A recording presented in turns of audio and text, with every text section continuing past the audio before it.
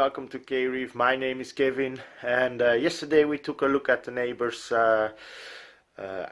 new aquarium, and so now we go for part 2, and let's see the finished product, or almost finished product. So here we see my neighbor, Mr. Yuri, cleaning his glass. It was very important that that his skull was a centerpiece for his cape.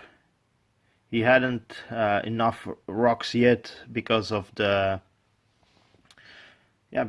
smaller tank he had before. So, but when he adds corals and rocks, then he can build on there in the back. So here the fish are happily home again after one night having a party at my place.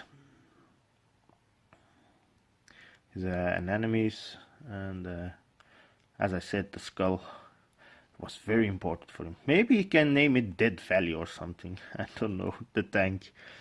So yeah, in the sump not much is going on. This skimmer is pulling out a lot. I don't know if it is because he's running ocean water or sea water.